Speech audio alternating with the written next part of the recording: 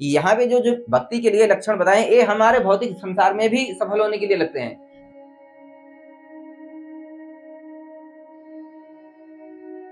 तो आज हम तीसरे श्लोक पे चर्चा करेंगे। उत्साह निश्चयात् धैर्यात् तत्तत् कर्म प्रवर्तनात् संग त्यागात् सतो वृत्तेः षड्विर्भक्तिः प्रसिद्ध्यति। कि भक्ति प्रसिद्ध्यति जैसे बोलते हैं सिद्ध करना, और प्रसिद्ध्यति मतलब और अच्छे से किसी चीज को परफेक्शन पाना।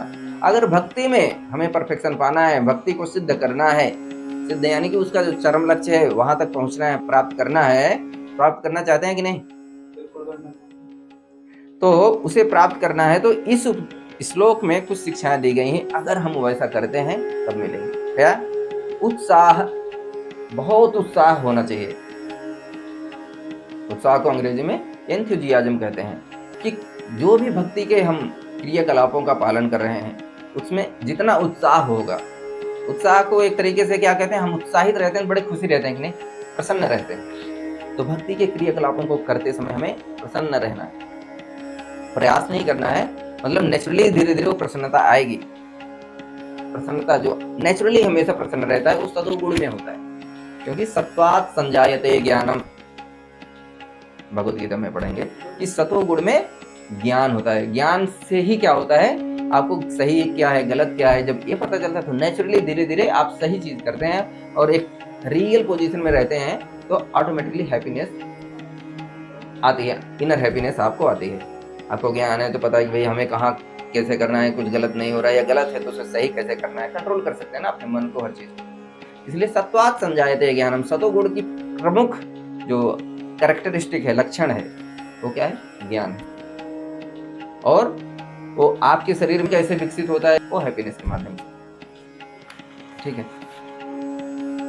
फिर क्या है? निश्चयात। निश्चयात मतलब बहुत डिटर्मिनेशन होना चाहिए, दृढ़ निश्चय, बिना निश्चय के नहीं हो सकता है। निश्चय करना है कि अगर मुझे मंगल आरती में आना है तो आना है। निश्चय करना है कि अगर हमें गीता पढ़नी है तो पढ़नी है। क्यों पढ़नी है? क्योंकि जब तक गीता नहीं पढ़ेंगे तब तक ये नहीं पता चलेगा कि भगवान क्या कह रहे हैं। यूट्यूब आज भरा पड़ा है, श्री कृष्ण कहते हैं, इतना बोल के कुछ भी लोग कहते हैं और वीडियो बना के डालते हैं, और लगता है कि श्री कृष्ण कह रहे हैं इसलिए वीडियो उनकी चलती है। लेकिन पूछा जाए कहाँ कहते हैं तो कहीं नहीं बता पाएंगे। लेकिन श्री कृष्ण का नाम ले लिया, चाणक्य पंडित का नाम ले लिया, ऐसे किसी स्वामी विवेकानंद का नाम ले लिया कि ये लोग प्रसिद्ध हैं तो अपना भी दुकान चल जाएगी।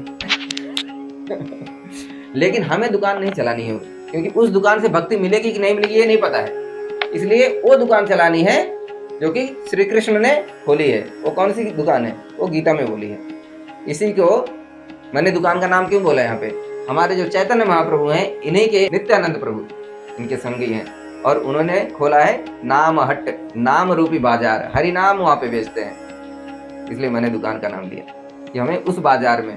तो वो बाजार का सार कहाँ मिलेगा? गीता में मिलेगा, इस बुक में मिलेगा, जो कि आचार्य आ रहे हैं जो उस बाजार के व्यापारी हैं। ये लोग बाजार के व्यापारी हैं, ये लोग नाम बेचते हैं और बिना पैसे के, और दाम इतना बड़ा लेते हैं कि हम कभी चुका नहीं पाते हैं। उसके बदले में क्या होता है? पूरा जीवन ही समर्पित करना होता है, पूरा जीवन ही भक्ति करना पड़ता है, चुका तो सकते नहीं है।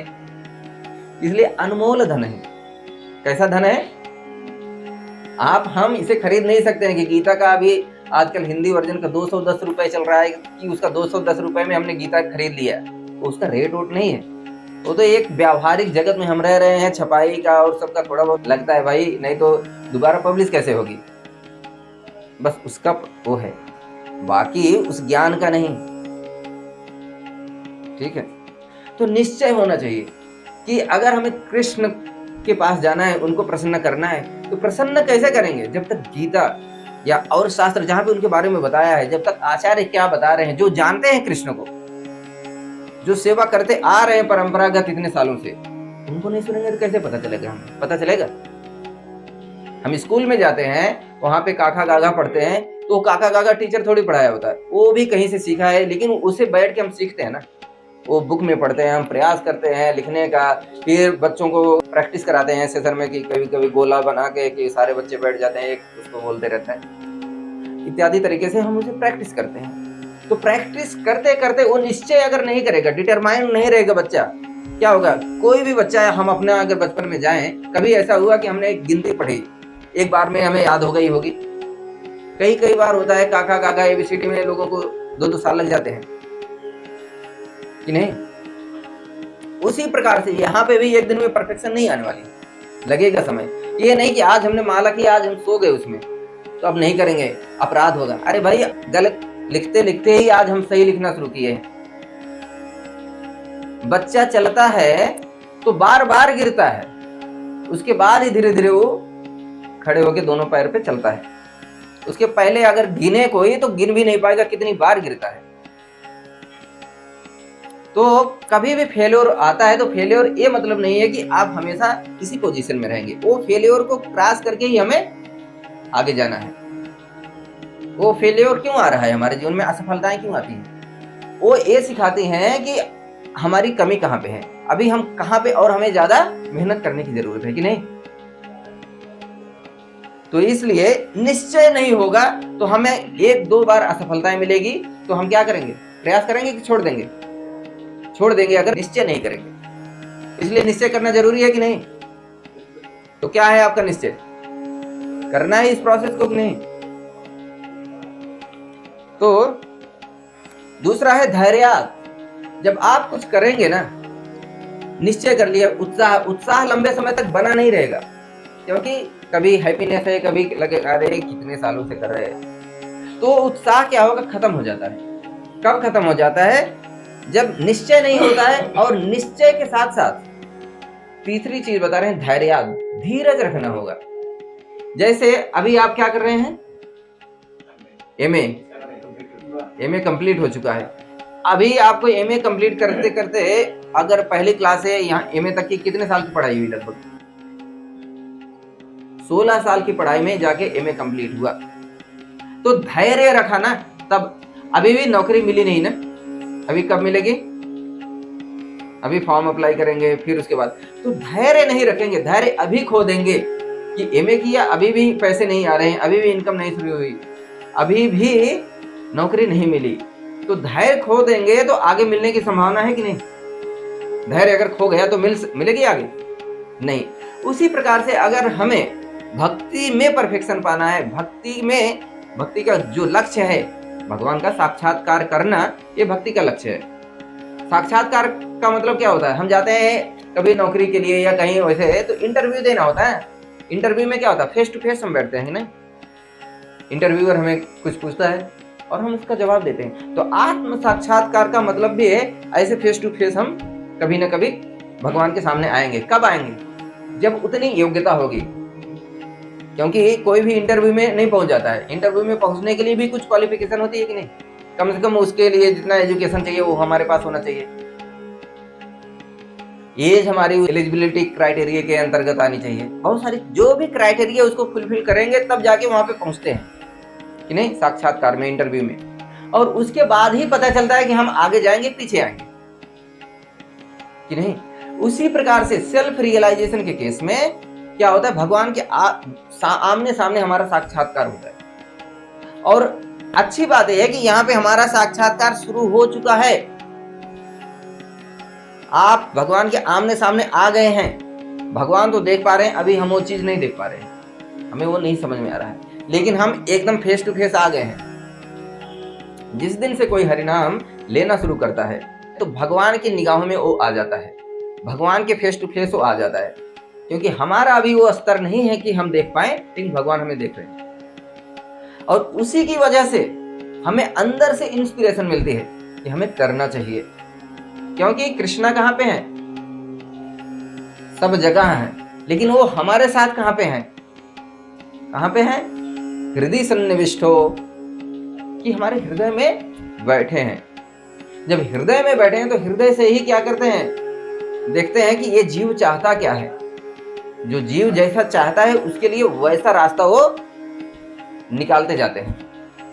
जैसे हमें जाना है, यहाँ से अगर मुंबई जाना है तो मुंबई के लिए क्या रास्ता हो सकता है, उसके अनुसार हम ट्रेन लेंगे, प्लेन लेंगे या बस लेंगे, और वो बस या ट्रेन, प्लेन उस रास्ते से हमें लेके जाएंगे, वो निर्धारित है। उसी प्रकार से भगवान हृदय में रहते हैं और वो शिक्षा देते रहते हैं कि अच्छा, तुम भक्ति करना चाहते हो तो तुम्हें ऐसे गुरु से मिला देंगे। इसलिए उनको चैत्य गुरु बोलते हैं। वो हृदय में बैठे हुए हमारी चेतना को संचालित करते हैं। और फिर आध्यात्मिक गुरु जो हमें बाहर मिलते हैं, फिर वो बताते हैं कि अब कृष्ण ने हमारे पास तुमको लाया है, अब तुम ये करोगे तो कृष्ण से भी आप इसी तरीके से मिलेंगे। इसलिए भगवान की कृपा जब होती है तो कोई एक प्रामाणिक गुरु मिलता है। अगर भगवान की कृपा नहीं होती है और हम अपने को भी धोखा देना चाहते हैं दूसरों को, तो क्या होता है, हमें धोखेबाज गुरु मिल जाते हैं। लेकिन मिलते कैसे हैं? हमारी इच्छा के अनुसार। और वो प्रामाणिक गुरु फिर हेल्प करता है कि हम कैसे भगवान के पास पहुंच सकते हैं। तो ये दोनों का, भगवान की कृपा से गुरु के पास जाते हैं, गुरु की कृपा से फिर हम फाइनली भगवान के पास जाते हैं। तो ये दोनों का, भगवान और गुरु का मिला जुला कार्य है एक जीव को यहाँ से भगवत धाम तक ले जाने के लिए। तो इसलिए उसमें धैर्यता नहीं होगी ना, क्योंकि एक दिन की प्रोसेस नहीं है। जैसे 16 साल में इनको लगा है एमए करते करते, अभी भी 2-4 साल भगवान करें, 2-4 साल में शायद इनका कंफर्म हो जाए, कहीं पे जॉब मिल जाए। नहीं मिला तो कुछ और करना पड़ेगा। यानी धीरज रखना पड़ता है हमें इस भौतिक जीवन में भी सफल होने के लिए। तो उसी प्रकार से आध्यात्मिक जीवन में भी हमें धैर्य रखना पड़ेगा, क्योंकि अचीव क्या करने वाले हैं यहाँ पे हम 50, 60, 100 साल का जो भी जीवन जिसका होगा, इसके लिए हमें 20, 25, 30 साल तक मेहनत करते हैं, तब जाके कहीं नौकरी चाकरी मिलती है या अपना बिजनेस में हम सक्सेसफुल हो पाते हैं। तब हमारे अगले जो 40-50 साल की जिंदगी बची है, क्योंकि 30-35 साल इसी में निकल जा रहे हैं, फिर जो भी जिएंगे 80-90 साल, मान लीजिए 50-60 साल जो भी जिएंगे, उसके लिए हमारा थोड़ा जीवन आसान हो जाएगा। लेकिन जब भगवत धाम जाते हैं तो क्या होता है, इटर्नल लाइफ की बात होती है। वहां पे 10-20 साल की नहीं, सदा सदा के लिए। तो बताइए, सदा सदा के लिए आपकी सारी समस्याएं जा रही हैं, तो उसमें कितनी बड़ी मेहनत लगेगी। एक जीवन भी कम पड़ सकता है। तो हतोत्साहित हो जाना चाहिए क्या?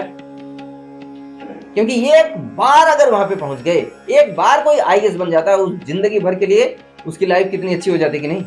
और वो आईएएस की भी कोई वैल्यू नहीं है जब वो उस पद को छोड़ेगा, इस शरीर को छोड़ देगा, अगली बार कहां जाएगा उसका कुछ नहीं पता है। लेकिन यहाँ पे पता है कि हम अगर शरीर छोड़ेंगे, नेहाभिक्रम नाशोस्ति प्रत्यवायो न विद्यते स्वल्पम अप्यस्य धर्मस्य त्रायते महतो भयात्। गीता में 2 अध्याय का श्लोक है। बता रहे हैं कि स्वल्पम अप्यस्य धर्मस्य, धर्म के पथ पर जो भगवान की सेवा है, इस पथ पर अगर हम थोड़ा सा भी कार्य किए, वो क्या करेगा? त्रायते महतो भयात्। महतो भयात्, भय से रक्षा करेगा। और कौन से भय से? महान से महान, महतो महानतम भय से रक्षा करेगा। सोचिए, हम यहाँ पे पीएचडी कर लिए, वो हमारा महानतम भय से रक्षा कर सकता है क्या? नहीं कर सकता ना। कोई आईएएस बन गया और उसका महानतम भय से वो पोजीशन रक्षा करेगी क्या? अरे उसके जॉब की भी सिक्योरिटी नहीं है। अभी कोई है यूपी में, योगी जी ने किसी आईएएस को सस्पेंड कर दिया कि निकाल दिया, कुछ है ऐसा न्यूज आया था। लेकिन भगवान के यहाँ पे ऐसा नहीं है। अरे भगवान के यहाँ से तो गलती करके जय विजय के रूप में वो लोग, ऐसा कुछ होता है कि वो लोग फिर वहां से गिरते हैं, यहाँ पे रावण कुंभकर्ण इत्यादि बनते हैं, तो भी भगवान आके उनको वध करके या कुछ करा के फिर से लेके जाते हैं। अब बताओ, ऐसा मालिक है यहाँ पे कहीं? कुछ भी हो गया, वहां से चले भी आए बैकुंठ से, तो फिर भी मालिक आए, भाई तुम मेरे हो, कुछ भी करो, चलो 3 जन्म के लिए सही, लेकिन 3 जन्म के बाद चलो, मैं तुम्हें छोड़ूंगा नहीं। ये मालिक अच्छा है कि ऐसा मालिक ही जो भी थोड़ा गलती हुआ निकाल देगा? कौन से मालिक को आप चूज करना चाहेंगे? हाँ, क्योंकि जीव का स्वभाव है, गलती कर सकता है ना, गलती होगी। लेकिन ऐसा मालिक जो जिसका राज्य छिन गया था सुग्रीव का, और सुग्रीव को उनका राज दिला दिया, उसके बाद भोग विलास में बेचारे भूल ही गए। 4 महीने या जो भी उनको समय दिया था भगवान ने, उसके बाद आना है सीता माँ के खोज में, फिर से लग जाना है, तो उसमें वो लेट हो गए। लक्ष्मण जी को बड़ा गुस्सा आया कि मैं जाता हूँ, वीर से सबक सिखाता हूँ। लेकिन फिर भगवान बोलते नहीं, जाओ जाओ, हमारा मित्र है, उसे थोड़ा याद दिलाना, फिर लेके आना, थोड़ा सा उसे याद आए कि उसने क्या गलती की है, लेकिन लेके आना। उसे छोड़ते हैं क्या भगवान?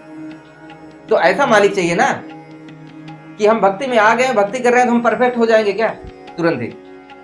ऐसा संभव है क्या कि हमसे गलती नहीं होगी? तो गलती होगी तो कैसा मालिक चाहिए? जो तुरंत निकाल देगा कि कोई गलती होने के बावजूद भी थोड़ा सा रड़ दे, चांस फिर दे, क्योंकि जीव है, जीव से गलती होगी। अगर वो नहीं शरण देंगे तो कौन शरण देगा? इसलिए धैर्य रखना चाहिए कि नहीं? बिना धैर्य के संभव नहीं है भक्ति या किसी कार्य में सफल हो पाना।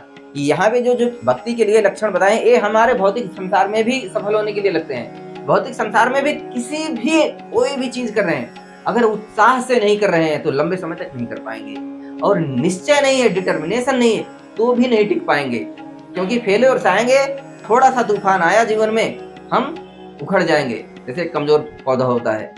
लेकिन जिसकी जड़ें विशाल हैं, धरती में दूर दूर तक फैली हैं, वो उखड़ता है क्या? लेकिन जो ऊपर ही होता है या ऐसे हल्की जमीन पे है, जो जिसकी मजबूत पकड़ ही नहीं है, तो उखड़ जाएगा। और इन सब के बावजूद अगर धीरज नहीं है तो उखड़ा नहीं, लेकिन कितने लंबा समय लगेगा। भैया जीवन भर 16 माला करनी है क्या? जीवन भर भगवान के सामने घंटी बजाने या भोग लगाना है क्या? लगाया ना, एकादशी को लगा दिया, जन्माष्टमी को तो जाते हैं ना, जन्माष्टमी के दिन तो व्रत किया था, रामनवमी को भी किया था, अब बोल रहे हैं आप एकादशी को भी करो। ये क्या है? आप भूखे ही मार डालोगे हमें। हाँ? नहीं नहीं नहीं नहीं, भूखे नहीं मारना है। आप नहीं भी करोगे ना, शुगर हो जाएगी तो करोगे, किडनी फेल हो जाती है, लोग डायलिसिस कराते हैं, कितना कुछ परहेज करते हैं। अरे आप ये सब करोगे तो कम से कम हेल्थ बेनिफिट भी बहुत होंगे आपको, कि नहीं? तो आपका दो गुना फायदा है। एक, भगवान को भी प्रसन्न कर रहे हैं, अपने शरीर को भी थोड़ा रिलीफ दे रहे हैं, शरीर भी सही हो रही है। हाँ? एक पंथ दो काज, अरे दो नहीं हजारों फायदा है इसके, मैं तो दो ही गिनाया। भाई नुकसान क्या है? कुछ नुकसान है क्या भक्ति करने से?